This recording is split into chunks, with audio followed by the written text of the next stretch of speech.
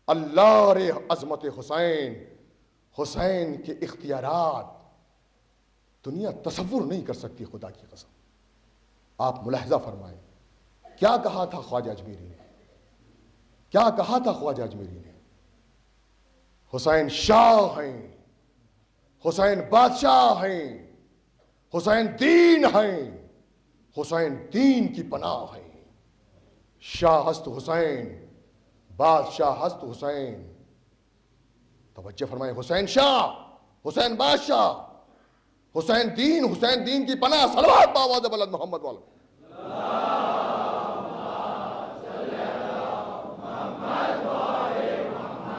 دیکھیے بڑا مرحلہ فکر ہے، یہ سوچنے کا مقام ہے۔ دین است حسین، دین پناہ است حسین، حسین دین بھی، حسین دین کی پناہ بھی۔ سردار نداد دست در دست یزید، حقا کے بنائے لا الہ است حسین۔ توجہ کیجئے عزیزو، تھوڑی دیر کے لیے آپ گفتگو سماعت فرما لیں۔ خواجہ اجمیری جیسا عالم، اور وہ کہہ رہا حسین ہے دین، حسین ہے دین۔ عزیزان گرامی، جب یہ قطع ایک کافی عرصہ ہوا، میرٹھ میں ایک جلسہ ہوا اور حسین ڈے منایا گیا، تو اس میں بہت سے علماء اہل سنت بھی تھے۔ تو ایک پولیٹیکل لیڈر نے بینر پہ پیچھے یہ خواجہ اجمیری کے 4 مصرے لکھے تھے، تو اس نے تقریر میں کہا کہ خواجہ اجمیری کے یہ 4 مصرے نہیں ہیں، اس لیے کہ خواجہ اجمیری کے دیوان میں کہیں اس کا ذکر نہیں ملتا، یہ ان سے منسوب کر دیے گئے۔ تو جب میں نے یہ سنا تو میں نے کہا کہ بھائی، انہوں نے ابھی یہ کہا کہ یہ خواجہ اجمیری کے 4 مصرے نہیں ہیں، اور انہوں نے یہ کہا کہ میں حسین کی عظمت سے مجھے انکار نہیں ہے، حسین کی عظمت سے انکار نہیں ہے، مگر یہ خواجہ اجمیری کے 4 مصرے نہیں ہیں۔ تو میں نے ایک جملہ کہا، میں نے کہا بھائی ابھی جانا نہیں، میری جملہ سن کے جاؤ آپ، کہ اگر آپ یہ کہتے ہیں کہ یہ خواجہ اجمیری کے 4 مصرے نہیں ہیں تو سنو، اگر خواجہ اجمیری حسین کی شان میں یہ 4 مصرے نہ کہتے تو حسین کی عظمت میں کوئی کمی نہیں آ جاتی، اور اگر یہ 4 مصرے کہہ دیے تو حسین کی عظمت میں کوئی اضافہ نہیں ہو گیا، اور بقول آپ کے یہ مصرے منسوب ہو گئے خواجہ اجمیری سے، تو یاد رکھنا پوری دنیا میں خواجہ اجمیری اگر پہچانے جاتے ہیں تو انہی 4 مصروں سے پہچانے۔ توجہ فرمائے عزیزان گرامی، میں خیال کروں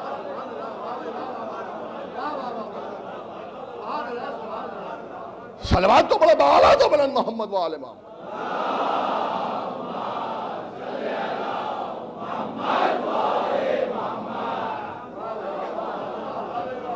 حسین شاہ، حسین بادشاہ، انہوں نے کہ یہ خواجہ اجمیری کے 4، دیکھیں لیاقت علی خان کے زمانے میں یہ مصرے 4 مصرے بین کر دیے گئے پاکستان میں، کہ اس خواجہ اجمیری کے 4 مصرے نہیں۔ ارے بھائی نہیں بھی ہیں تو بین کرنے کی ضرورت کیا ہے، کہ 4 مصرے ان کے ہیں ہی نہیں۔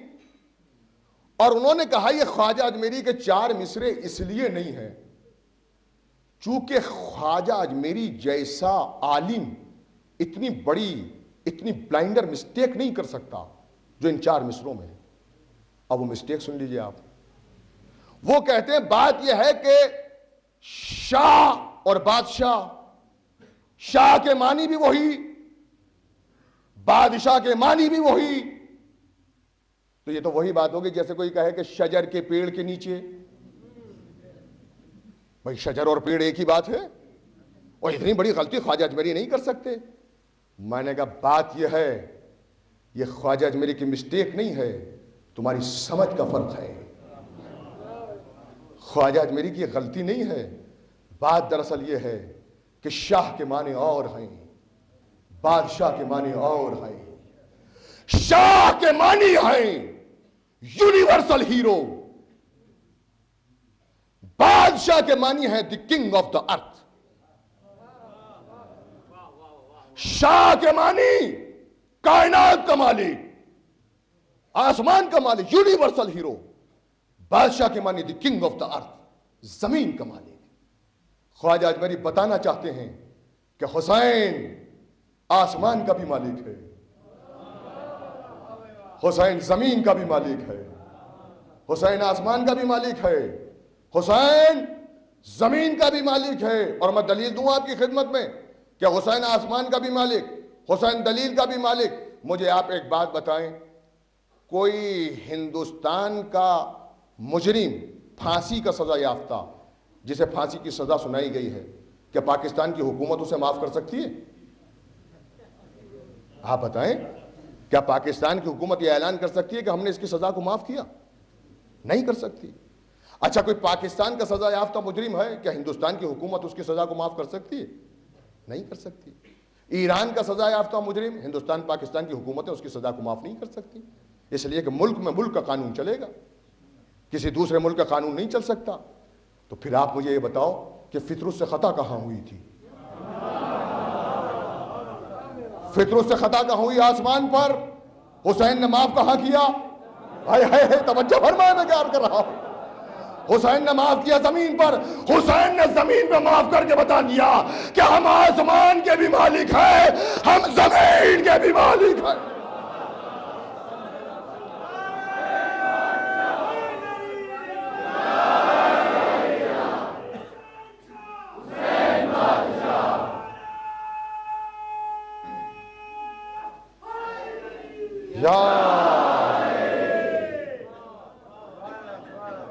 حسین زمین کا بھی مالک، حسین آسمان کے بھی مالک۔ تو جو آسمان والوں کی خطاؤں کو معاف کر دے، کیا وہ زمین والوں کی خطاؤں کو معاف نہ کرے گا؟ عزیزان گرامی ملاحظہ تو فرمائیں، حسین یونیورسل ہیرو، کائنات کا مالک حسین۔ اور عزیزو، خدا کی قسم کتنے بڑے عالم تھے، کیسی سوچیے آپ، خواجہ اجمیری نے جو 4 مصرے کہے ہیں، ذرا ان پہ غور کیجئے کہ جس مصرے میں خواجہ اجمیری حسین کا نام لائے، وہاں یزید کا نام نہیں لائے۔ توجہ فرمائے، میں کیا عرض کر رہا ہوں۔ اور جس مصرے میں یزید کا نام لائے، وہاں حسین کا نام نہیں لائے، اس لیے کہ خواجہ اجمیری جانتے تھے، خواجہ اجمیری جانتے تھے کہ حسین سلسلہ ہے طہارتوں کا، حسین سلسلہ ہے پاکیزگی کا، یزید سلسلہ ہے نجاستوں کا، یزید سلسلہ ہے برائیوں کا، اور طہارت اور نجاست ایک جگہ جمع نہیں ہو سکتی۔ صلوات پڑھے محمد و آل محمد پر۔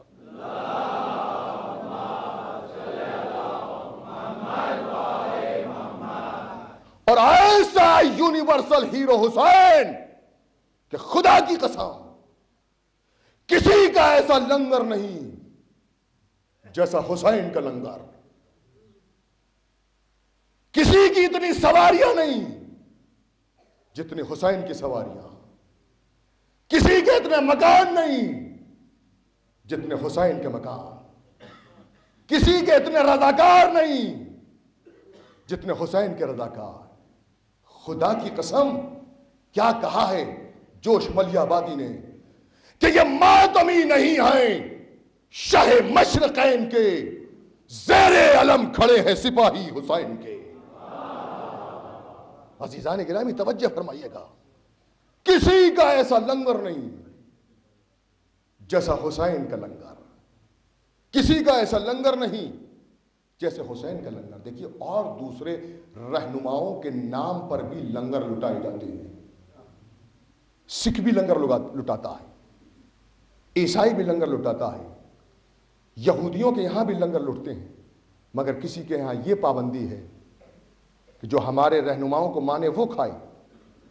ہمارے معصومین علیہ السلام کی نظر میں بھی قید ہے، پاک ہو کے کھاؤ، طاہر ہو کے کھاؤ، مگر اللہ اور حسین کا لنگر کوئی قید نہیں ہے۔ ہندو ہو، مسلم ہو، سکھ ہو، جس کا دل چاہے حسین کا لنگر کھائے۔ تو جملہ سنو، ایسا لنگر کائنات میں صرف 2 کا ہے، یا تو خدا کا ہے یا حسین کا ہے۔ توجہ فرمائے عزیزان گرامی، صلوات پڑھے محمد و آل محمد پر۔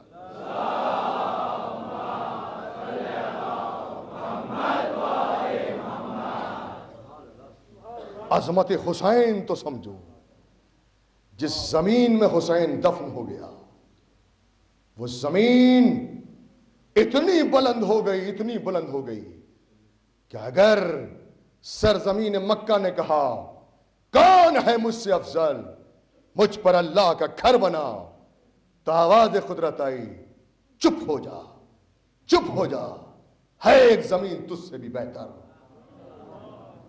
جہاں نبی کا نواسہ سو رہا ہے، جہاں نبی کا نواسہ سو رہا ہے۔ عزیزان گرامی، آپ ملاحظہ فرمائیں اور پھر سوچیں اور غور کریں، آج کتنے مزارات ہندوستان میں موجود ہیں۔ اجمیر شریف ہے، کلیر شریف ہے، سب کو کہتے ہیں اجمیر شریف، کلیر شریف۔ بغداد میں بھی آپ کو یہی ملے گا، بغداد شریف۔ میں نجف میں پہنچا،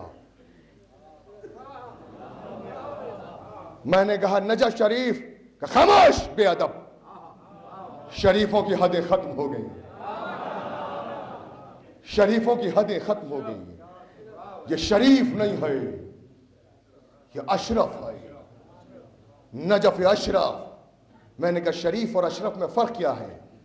کہ شریف خود شریف ہوتا ہے،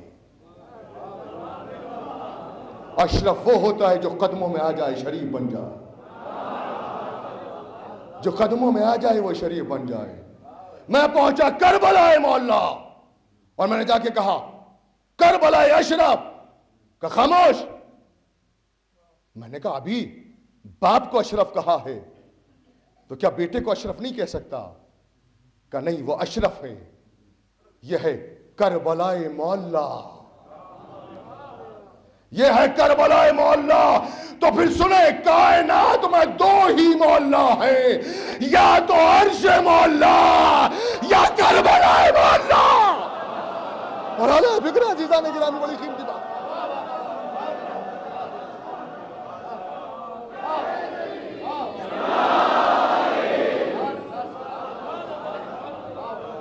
یا تو عرش مولا یا کربلا مولا۔ نانا کے قدموں نے عرش کو مولا بنا دیا، نوازے کے قدموں نے زمین کربلا کو مولا کر دیا، زمین کربلا کو مولا کر دیا۔ صلوات تو پڑھے بآواز بلند محمد و آل محمد پر۔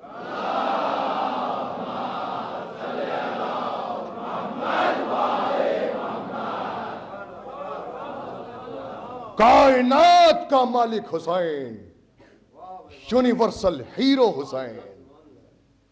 یوں ہی نہیں کہہ دیا تھا خواجہ اجمیری نے کہ حسین دین ہے، حسین دین ہے، ویسے نہیں کہا تھا۔ دلیل موجود ہے، دلیل ہمارے پاس موجود ہے کہ حسین دین ہے۔ رسول اکرم مسجد میں ہے، سر سجدے میں ہے۔ دیکھیے حسین دین ہے، دلیل دے رہا ہوں آپ کی خدمت میں کہ آپ کا چھوٹا نواسا حسین مسجد میں پہنچے،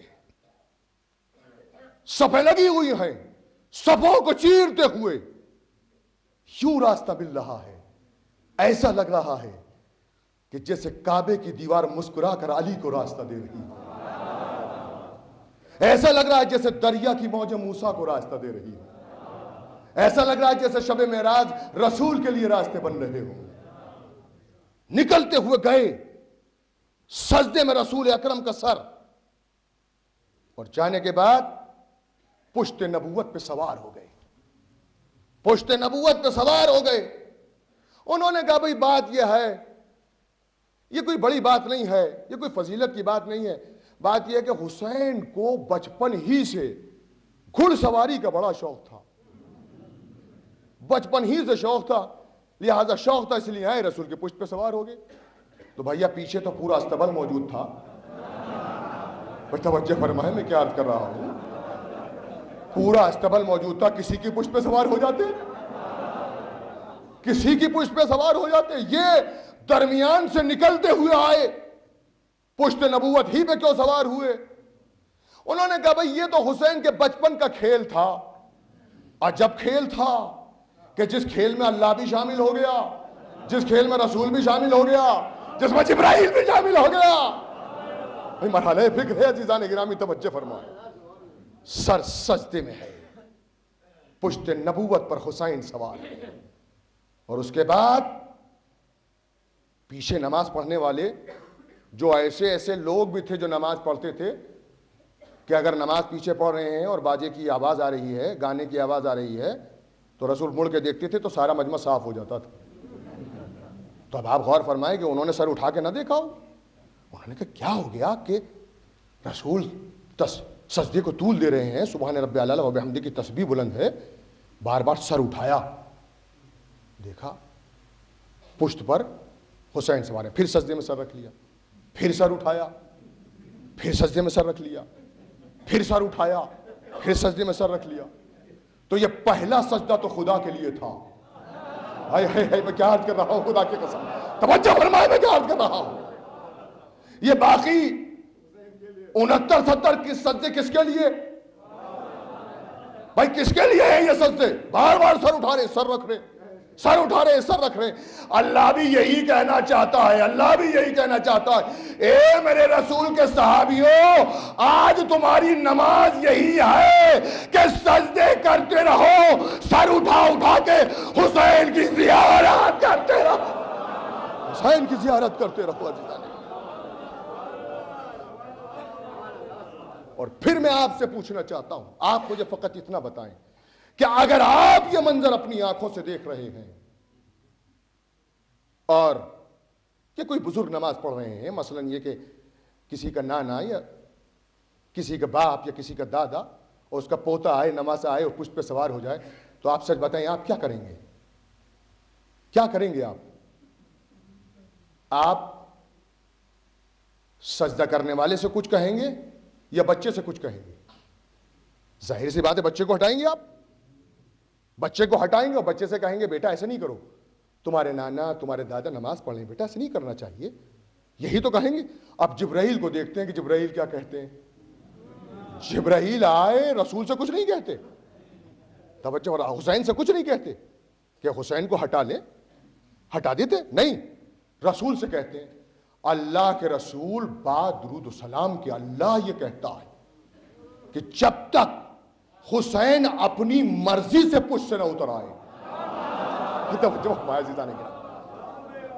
آپ سجدے سے سر نہ اٹھائیے گا، آپ سجدے سے سر نہ اٹھائیے گا تو پوری کمال توجہ کے ساتھ میرا یہ جملہ سماعت فرمائے عزیزان گرامی کہ عبادتوں کی معراج ہے نماز، نماز کی معراج ہے سجدہ، سجدے میں ہے صاحب معراج. مرحلہ فکر ہے عزیزان گرامی، توجہ فرمائے. اللہ یہی بتانا چاہتا ہے میرے رسول، آج تمہاری نماز کی معراج یہی ہے کہ سر سجدے میں رہے، دل میں تصور حسین کا رہے، دل میں تصور حسین کا رہے. مرحلہ فکر ہے عزیزان گرامی. اچھا، میرا اپنے کلام کی آخری منزل میں ایک سوال ہے، علماء اہل سنت سے بھی سوال ہے، شیعہ علماء سے بھی سوال ہے. سوال یہ ہے کہ سب سے پہلے میں نے شیعہ علماء سے پوچھا کہ آپ فقط مجھے اتنا بتا دیں کہ رسول کی یہ نماز رہی یا گئی. دونوں علماء سے میرا سوال ہے، بتائیں. تو ہم نے شیعہ علماء سے پوچھا تو ہمارے شیعہ علماء نے تو ہمیں جواب دیا کہ دیکھیے ہمارے یہاں تو سیدھا سا مسئلہ ہے، نماز فروع دین میں ہے، حسین کی امامت اصول دین میں ہے، اور جب فروع اور اصول سامنے آ جائیں تو اصول کو ترجیح دی جائے گی فروع کے مقابلے میں. یہ ہمارے شیعہ علماء کا سیدھا سا جواب. ہم نے سنی علماء سے بھی پوچھا کہ آپ بھی بتا دیں اس مسئلے میں آپ کا کیا خیال ہے، تو ہمارے سنی علماء نے کہا کہ بھئی ہمارے یہاں بھی سیدھا سا مسئلہ ہے، اور مسئلہ یہ ہے کہ حسین ہے دین، نماز ہے دین کا جز، اور جب جز اور کل کا ٹکراؤ ہوگا، بھائی توجہ ہے نا میں کیا عرض کر رہا ہوں، تو کل کو ترجیح دی جائے گی جز کے مقابلے میں. عزیزان گرامی، اب آپ ایک جملہ پوری کمال توجہ کے ساتھ سماعت فرما لیں، اور وہ یہ بہت توجہ سے آپ یہ جملہ سنیے گا عزیزان گرامی. آج دنیا ہم سے یہ کہتی ہے کہ بھئی مسجدوں کی جانب سے حسین حسین حسین کہتے ہوئے نکلتے ہیں, ہماری نمازوں میں خلل پڑتا ہے, ہماری نمازوں میں خلل پڑتا ہے, ہماری نمازوں میں خلل پڑتا ہے. میاں اتنا تو سوچو, جس کے پشت نبوت پہ سوار ہونے سے رسول کی نماز میں خلل نہیں پڑا, ہمارے حسین حسین کہنے سے تمہاری نمازوں میں خلل کیسے پڑ جائے گا؟ مرحلہ فکر ہے عزیزان گرامی. بھائی صلوات پہ محمد و آل محمد.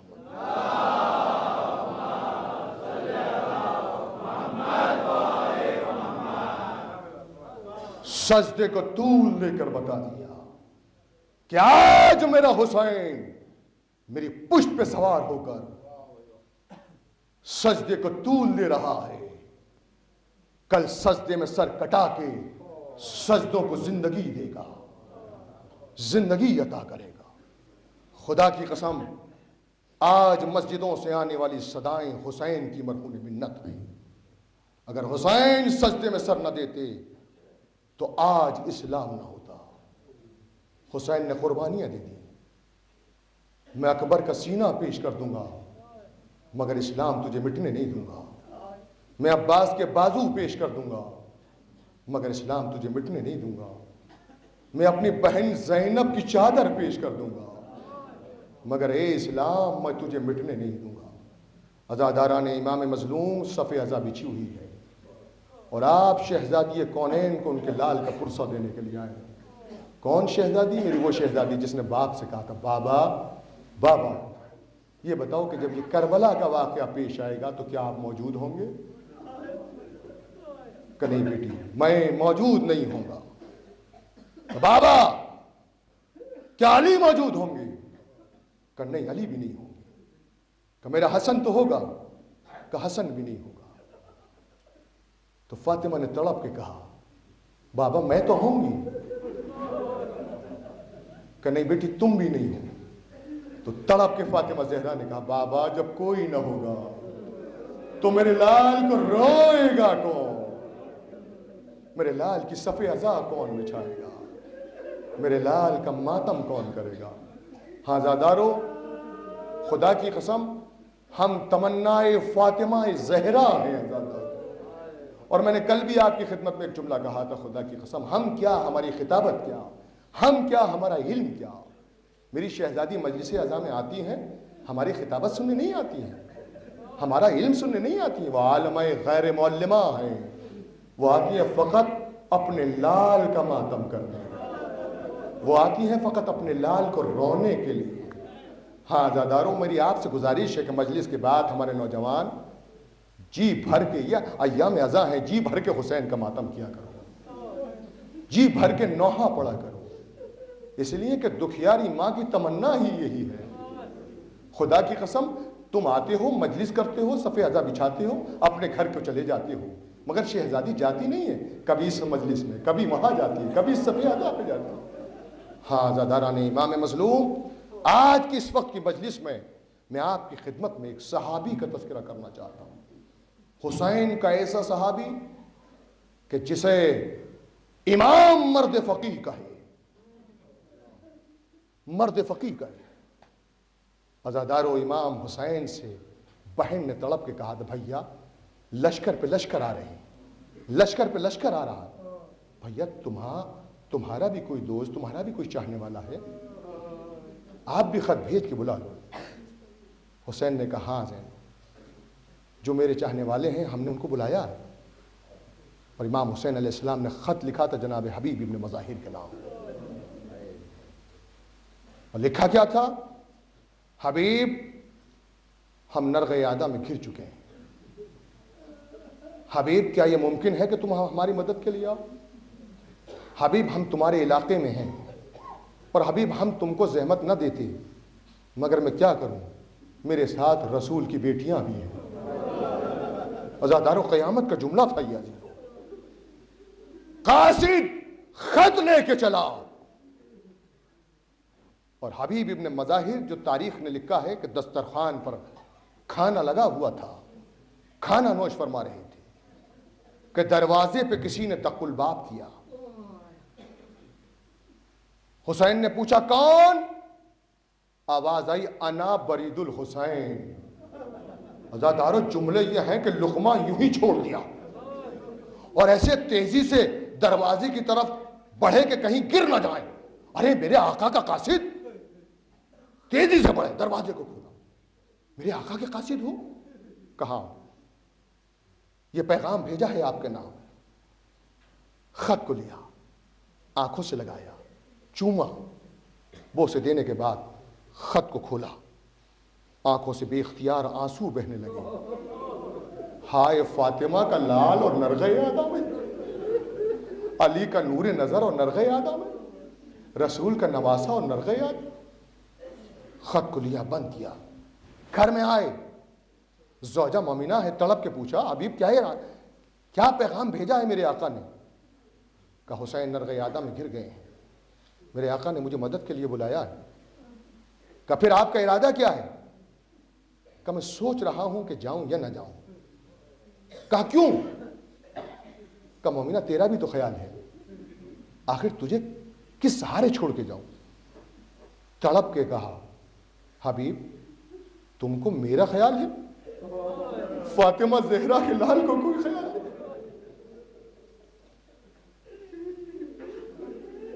حبیب نے فوراً کہا نہیں مومنہ, میرا جانا بہت ضروری ہے. میں چاہتا تھا کہ اس راہ میں تیرے جذبات کا بھی یہی اندازہ ہو جائے. اچھا اگر تیرا بھی یہی ارادہ ہے تو میں جاتا ہوں, مگر یاد رکھنا اب پلٹ کے آنا نصیب نہ ہوگا. کہا میرے وارث میں اپنا سہاگ اجاڑنے کے لیے تیار ہوں, بس اس بات کا خیال رکھنا کہ فاطمہ کے لال پہ کوئی آنچ نہ آ جائے,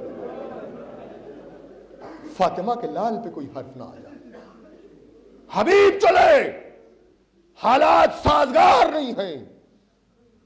غلام کو گھوڑا دیا, فلاں مقام پہ جا کے ٹھہر جا, میں ابھی آتا ہوں. اور باغات کی جانب سے ہوتے ہوئے جب اس مقام پر پہنچے, ادھر حبیب کے پہنچنے میں کچھ تاخیر ہوئی. کیا دیکھا؟ غلام گھوڑے کی گردن میں باہیں ڈالے ہوئے, گھوڑے کے آنکھوں سے آنسو جاری ہے, اور غلام کہہ رہا ہے گھوڑے پرواہ نہ کر, اگر میرا آقا نہیں آیا تو میں تیری پشت پر سوار ہو کر فرزند فاطمہ کی نصرت کو جاؤں گا. حبیب نے یہ جملہ سن لیا اور ایک مرتبہ آسمان کی طرف سر بلند کیا, یا اللہ اب وہ وقت آ گیا کہ غلام فاطمہ کے لال پہ جان قربان کرنے کی سوچ رہے ہیں. اب وہ وقت آ گیا کہ گھوڑا آنسو بہا رہا ہے. آگے بڑھے. آگے بڑھنے کے بعد غلام سے کہا جا, میں نے تجھے راہ خدا میں آزاد کیا.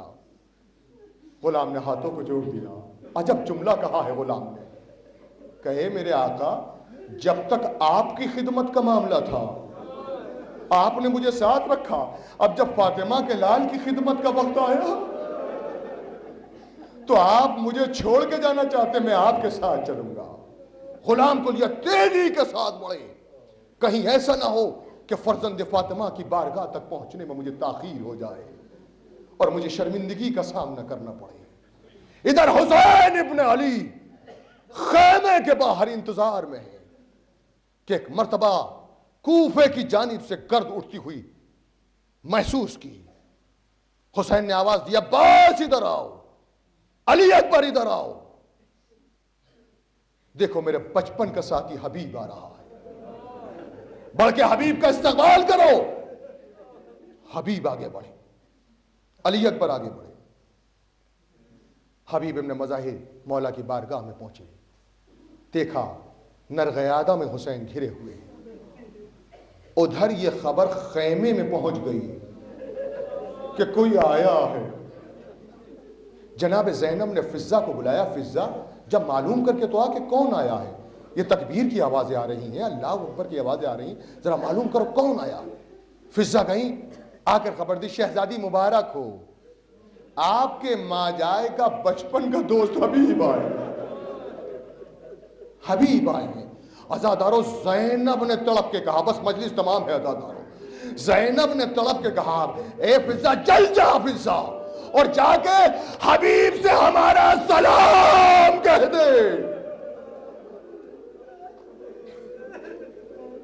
اور کہہ دینا کہ حبیب تم نے ہم پہ بڑا احسان کیا حبیب، کیسے وقت میں میرے ماجائی کی نصرت کو آگے حبیب کے قریب فضہ پہنچی اور جا کر کہا حبیب تم کو میری شہزادی زینب سلام کہتی ہیں اور کہتی ہیں کہ تم نے بڑا احسان کیا جو ایسے وقت میں میرے ماجائی کی نصرت کو آگے۔ اتنا سننا تھا کہ حبیب زمین کربلا پہ خاک پہ بیٹھ گئے، خاک اٹھا کے سر پہ ڈالی، منہ پہ تماچے مارنا شروع کیے۔ ہائے وہ وقت آ گیا کہ میری شہزادی زینب مجھے سلام کہے، ارے وہ وقت آ گیا کہ علی کی بیٹی میرا احسان مان رہی ہے، منہ پہ تماچے مارے۔ بس عزادارو مجلس تمام ہو رہی ہے، خدا کی قسم ایک سلام آپ نے سن لیا، ایک سلام آپ نے سن لیا، تم نے دیکھا اس سلام کی قدر کس طرح کی جناب حبیب بن مظاہر نے؟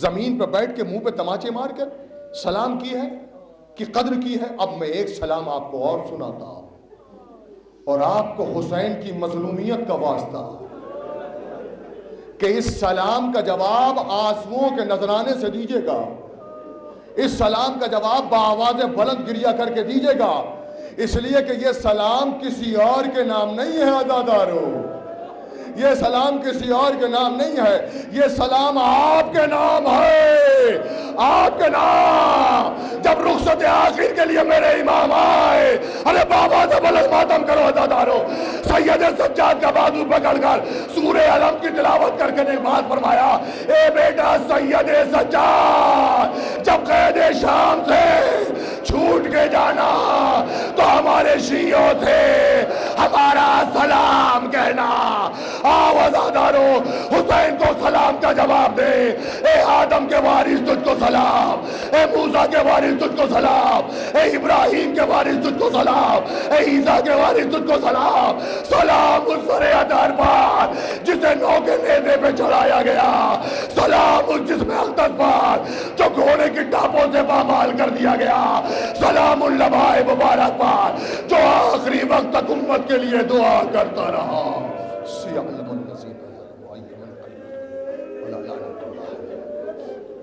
پالنے والے تجھے واسطہ محمد و آل محمد علیہ السلام کا، تجھے واسطہ بیمار کربلا کا، تجھے واسطہ شہداء کربلا کا، جو مومنین مومنات بیمار ہیں انہیں صحت کاملہ عطا فرما دے۔ پالنے والے تجھے واسطہ محمد و آل محمد علیہ السلام کا، جو مقروض ہیں ان کا قرض خزانے غیب سے عطا کر دے۔ پالنے والے تجھے واسطہ محمد و آل محمد علیہ السلام کا، جو بے روزگار ہیں ان کو روزگار حاصل ہو۔ پالنے والے تجھے واسطہ محمد و آل محمد علیہ السلام کا، جن کا جو روزگار ہے اس روزگار میں ترقی و برکت ہو۔ پالنے والے ہمارے امام زمانہ کے ظہور میں تعجیل فرما دے، مومنین کے قلوب کو ان کے نور سے روشن و منور فرما دے۔ پالنے والے تجھے واسطہ محمد و آل محمد علیہ السلام کا، جتنے مومنین و مومنات مر چکے ہیں ان کی مغفرت فرما۔ وآخر دعوانا الحمدللہ۔